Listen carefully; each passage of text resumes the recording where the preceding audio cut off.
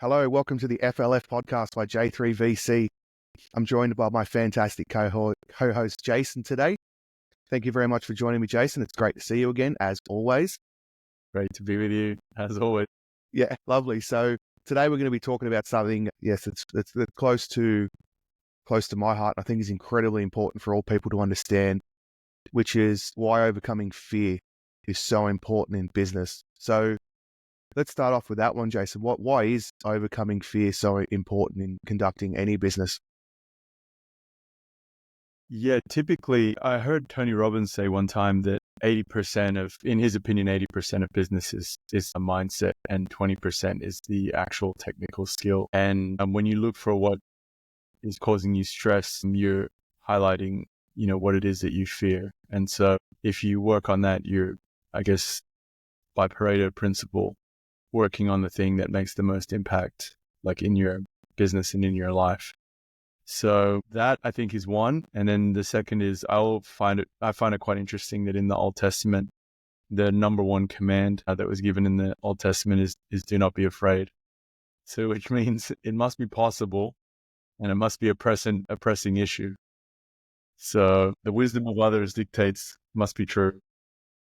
I think if it's in the Bible and we hear this sort of thing so often, this isn't a political podcast. I'm not going to get political, but I'll just say that I think there's a lot of forces in the world that are driving fear, and it's not for the benefit of the recipient, of the customer. Let's say the people that are creating fear for various reasons have something they want to gain from it, because it's one of the easiest ways to exploit people or to get to, let's just say, motivate someone to do something, is to, if I want someone to run left, I'm going to, create something and put a fear on their right-hand side. And then what's the outcome of that?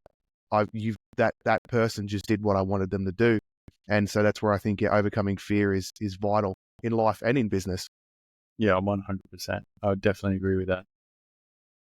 Yeah, we'll leave it at that. So in regards to why overcoming fear is so important, let's start with, I've got some notes here. Embracing innovation instead of playing it safe. So fear often makes teams cling to the status quo. And by pushing past it, you create room for bold, new ideas that can set you apart from competitors. Could you expand on the idea of overcoming fear and how it can help you have a USP, unique selling proposition, or set you apart from your competitors if you are not afraid, or let's even say less afraid than your competitors? Yeah, there's a lot of fear that I think creeps into like an organization, and playing it safe is a function of like, oh, we know this, so we can be comfortable with this. And innovation is often like in the unknown, and people don't like what's unknown and don't like uncertainty. People love certainty. So fear does creep in like quite a lot. To embrace innovation, you've got to be bold and take risks and be fearless. And it's often, it just often goes against, to do that goes against like the natural instinct of human beings, which is to play it safe and to be cautious. Interesting. So I think the only thing that's certain in life is if you stay in the safe zone and you continue doing what you're doing, the only thing that's certain is nothing's going to change. Yeah, absolutely. Yeah. I would even argue if any particular person never does that thing that they think they should do, like that hard thing, and they stay in what they think is certain, I would argue that's more often than not a recipe for things to actually decline. Yeah, 100%. Like I can think of like the best example, which is, when I was growing up and as a kid, like whenever I'd leave the house, my mom would say, "Be careful." And oftentimes, like the advice of parents is like essentially to play it safe, like do this and do that so that XYZ doesn't happen. So it's a very fear-based mindset, and typically advice that worked, maybe a generation ago, or, contextual advice from a generation ago, like no longer applies. You need innovation and new ideas. The principles might remain the same, but you need new innovation and new ideas. and new ways of like executing those principles. And a lot of the advice that people give oftentimes is like out of fear. Yes, I think so. It's well known that the fear of loss is considerably stronger than the feeling that someone would get from gaining something. Yes. Even say it's just a little bit of money. Say most people are, in regards to if we're gauging their level of motivation. So how many actions would someone take if they were about to lose $1,000? And how many actions would someone take if they could gain $1,000? I think if you added those two things up, it'd be like 2 to 1. They'd do double the work to save 1,000 than they would to make 1,000. Yeah, you see it in the way people spend their money. They're like doing XYZ just to like save $50 instead of using their same brain to figure out how to make $50. Yeah. Yeah, I fully understand. I hope the people listening at home understand the distinction, because in your balance book, it's the same thing. So if you lose 1,000 or make 1,000, if you do both, you're still at zero. But isn't the idea then in business to try and create systems and processes and try and figure out ways to make it easier to make the 1,000? So then instead of, we're saying about stuck in our old ways and certainty, you're certain if you do these particular things that you're going to be able to save that $1,000, but something else is happening at the same time with inflation. So you're just getting wrecked. All of a sudden you're saving 1,000 and then inflation's just trampling all over that. I'd argue if the people were focused on trying to make a bit of money on top of their job, let's say they're just getting started, is if you can find better ways to make more money, you're going to be better off in 5 years than you are just, like an ostrich with your head in the sand, constantly figuring out how to save money. I'm not saying that's not important, but I believe the person would be better off over the time scale of years figuring out how to make more money rather than really digging down and committing themselves on how to save some money. Yeah, absolutely. Like I was in New York a couple of years ago and was talking to a friend of mine that was about to lose quite a bit of money on like quite a large development deal. I think it was like maybe nine figures. So it was quite a big development deal. And I asked him like, what's your, how are you like viewing this? And like, what's your take on it going forward? And his approach was like to win on the next one so that this loss becomes inconsequential. And this is in the hundreds of millions of dollars, so that to me, I just thought that was like such a winning mindset and such a good way to frame it. Like, of course, nobody likes to lose, but over a long enough time frame, you want to be thinking and playing to win and like overcoming your fears in the long term, because nobody wins all the time. It's like, what are you going to do when you face those big losses? I think a good analogy of that is when people see UFC fighters and champion fighters in any particular martial art, is that what a lot of people that don't engage in the sport realize is that what that looks like all the way up until fight day for that particular person is just suck. Is just getting beaten up, being absolutely exhausted. Shark Tank, which is where one guy is training and they get 5 other guys to beat him up, like just take turns beating that person up. And leading up to the fight is that person isn't winning. They're losing like 9 out of 10 times, because the whole point is they're trying to get better. So they're just getting crushed for this one victorious moment in the arena, whether they're the man in the arena, they're the gladiator, and the spectators see that one moment, but most of the time they don't realize that everything leading up to that was just suck. Just body, sleep. It's just horrid. So I think that's a great segue for how do we turn setbacks into stepping stones? So business failures aren't dead ends, they're valuable lessons.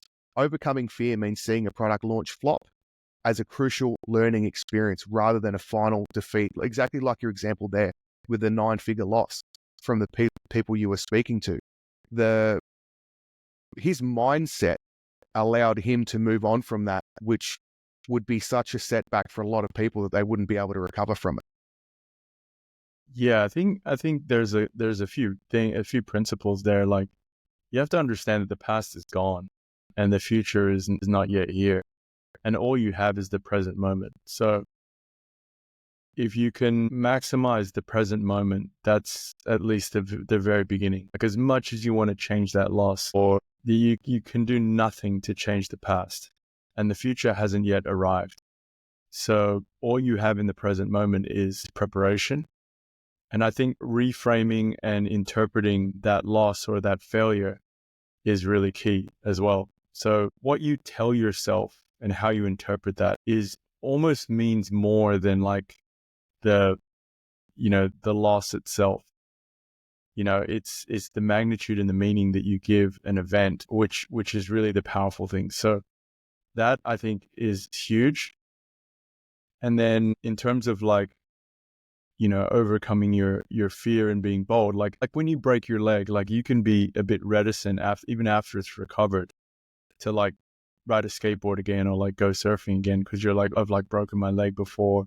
So there is a huge component in like overcoming fear and getting back on the horse, so to speak. And yeah, I think over time, when you do it enough times, like you build resilience and you build that muscle. But I actually also think, like, on a daily basis, there are opportunities throughout every day to exercise like bravery and courage.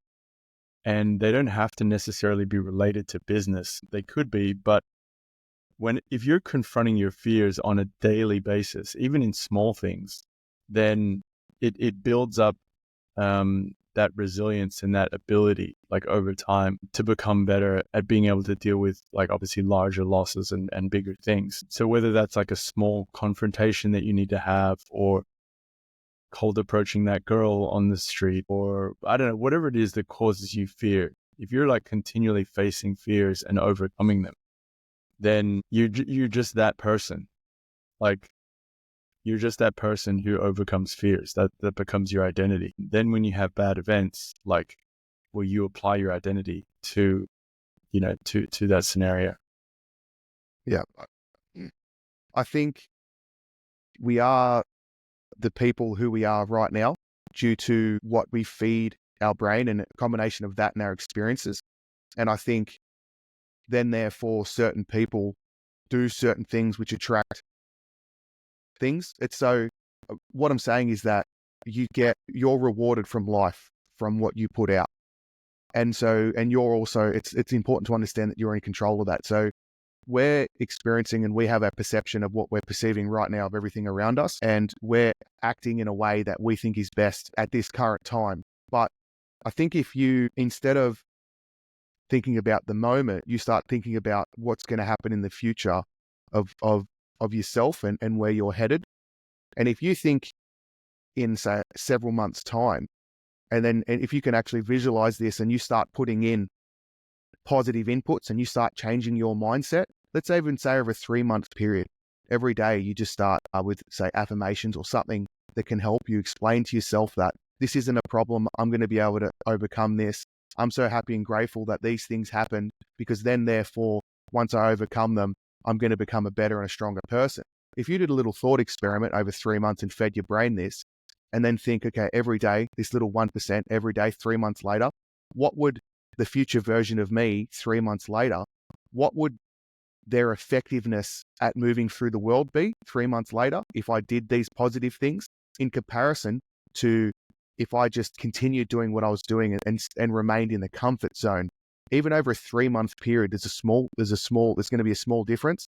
You do that over a year, 5 years, you're talking about two completely different people if they do that every day. Yeah, absolutely. The 1% compounding daily will add up significantly over the course of a year, 5 years. Yeah, Yep. absolutely.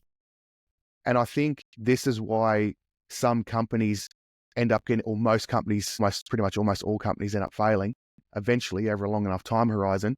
But I think this is why some companies get crushed by their competition, because what happens is one company is doing that 1% every day and you don't really see it. All that happens is they're doing the 1%, and then all of a sudden they have a breakthrough, and then there's a new product, or they find a way to do it cheaper. And then all of a sudden it's like, oh, snap of a fingers, a few months later, their competition's gone and crushed. That isn't because the thing they did the day before. It's because of the thing they've been doing every day for the last 6 months, and they out-evolved and out-competed the the rival company, they're able to say, relevant and agile. So could you speak on that? Because, people see when one competitor crushes the other one, or someone turns up that maybe you haven't seen in a couple of years, and let's say they just look considerably healthier and their mindset's better, and they're like, that's like, you've changed. Yeah, that Yeah, yeah, person has, and that company has, for the better. yeah. People see public victories, right? Like on Instagram, or like, everyone like promotes that point of public victory. Nobody sees, or people don't really see, like the amount of work that goes on behind the scenes. All those like boring little days and like moments, and like, I was thinking about this yesterday at the gym. I'm like, I'm pretty consistent. Like, I'm not doing anything amazing. I'm pretty consistent, like in the gym. And I'm like, it is pretty boring. It's pretty repetitive. The aim of the game is just consistency. It's not very sexy. And then, maybe like 3 months later, 6 months later, there's like some results. It's just like, an hour or 2 hours a day, every day, just not that interesting. You're doing the same stuff, like on repeat, on rotation. Like, it's just not that interesting right up until that final reveal is when, oh my gosh, so it's I guess, the process is typically like unsexy and invisible, and it's like, behind the scenes a lot of the time. Yeah, I think this is the way all change and the way all things improve, through effort, like energy, effort, and very directed and thoughtful effort. I think it's very easy to maybe, like, flail around, or, just expend energy and hope you're going to get somewhere. But ideally, the idea is to find someone that's done it before and then just do what they did. That's super efficient way to do anything. Yeah, like I always come back to my analogy that like the pedals on the bicycle are courage and consistency. So that's like facing fears and then doing it on a daily basis, on a consistent basis. And then it's very, very hard to lose in the long term if you're consistently pedaling on the bicycle and that your pedals are courage and consistency. I would just argue it's nearly impossible to lose on a long enough time frame. And also, so people can stack the deck in their favor, could you speak a little bit about how overcoming fear, being brave, and just being the best quality of person that you can possibly be affects your ability to attract talent? This is including friends and also including all of your staff who work under a specific person. Yeah, well, it's very difficult to like it'll come out at some point. So I don't know. It's like maybe you attract them in the beginning for other reasons, but eventually it'll come out. So better to just build what's going to be quality and attract in the long term. So are you saying if someone tries to fake it, it's eventually going to come out? Yeah, and I'm actually just thinking of an experience I've just had right now where I hired a coach, and very good pitch from him, very compelling and convincing. Signed up with him, hasn't gone well, tried to negotiate amicable exit terms, and it hasn't really gone too well. And I thought about it and I was like, it's just revealed like the massive difference in values that we have. Like I just, it's not about the money. It's about like the principle and the values. And I just was like, I have such a sour taste in my mouth because this other person, like their values, it's just revealed super clearly to me, like what their values are. Like they don't really care about people, So, that's what I'm saying. Like at some point when things get difficult, like the values like come out, like it's, you see how people are, I guess. Yeah, I think that's to myself as well, that's not unattractive. I'd go as far as calling it repulsive.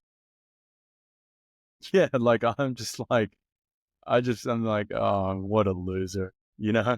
Because if it was me, I would never do that. Like I just like ridiculous for what? It is, and I think a good example of that sort of repulsion. So this comes into attracting talent and also building credibility and a reputation for yourself. If I go out to dinner or lunch, or if I go out to dine with someone, and there's some nice young person serving us and they're trying their best, and from whatever one of the courses, or they bring out some food and they've accidentally made a mistake, and the person I'm with is just like unreasonably scolding that person, and possibly if they're calling them names, or they're sort of like attacking that person in a negative way, to me that is repulsive to me. I'm not going to sit there. It depends on the interaction. I might sometimes and say, hey, shut up. They're trying, they're doing their job. It's a 21-year-old person who's trying to pay for this. They've got worries, concerns, and they're doing their best. If they've made a mistake and you can't eat that, or whatever the mistake is, just politely ask them to fix it. And then I'm also a strong believer, if that person's made mistakes, I've told people when I've gone out to dinner sometimes, like, look, a lot of the time I normally do tip, but today I won't, because I think you need to work on this. But hopefully next time I come, you're here, you do a great job, happy to give you a tip. Yeah. But just the idea of the person attacking, like, that's showing their character. They've been put in a position and perceived position of power. And I think why it's repulsive to me is that they're using that to degrade and attack someone for something so minor that it shouldn't even really matter. It shouldn't affect your day to day. If you ask for a medium steak and it comes out well done, you should be like, oh, this isn't what I wanted, but it shouldn't be a thought. It shouldn't ruin your day. That is a crime against humanity, though. That is absolutely a crime, but I think throwing a tantrum at the waitstaff isn't the solution. So do you have any other examples of that sort of characteristics that are repulsive from people, that for yourself, that you find repulsive or unattractive?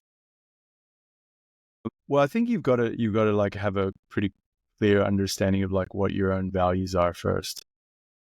Then you understand like why something is like unappealing, or like unattractive, or like repulsive to, because you have your own like standards and your own like values. So I guess that's like step one. And then step two is like enforcing those boundaries. And whenever you do that, like, it's going to be polarizing, right? The way to attract is the same way to repel, which is to like communicate like your values and set boundaries. So you're going to attract the right people and repel the wrong people. If you're not having a polarizing effect, then you're probably not doing it right. Interesting. Yeah, I agree. And I think that's why I've just thought of a little moniker. I might call myself the meat-eating social vegan from now on, because I've got certain beliefs. I don't believe in causing unnecessary harm to other human beings. I just think it's unnecessary. Like, if there's a reason for it, go for it. Like, if someone's trying to hurt yourself or your family, send it. Like, do whatever you need to do. But in regard to just moving through the world and causing unnecessary harm to people, I think is unnecessary. So maybe that's why I'm going to call myself the meat-eating social vegan. It sounds like a good Twitter handle. Yeah, talking about trying to get people to send me messages or creating interest. I think that I've heard rumors that the vegans are apparently pretty vocal bunch, and I've got a couple of friends of vegans, but they're just, let's say, energetic. Yeah.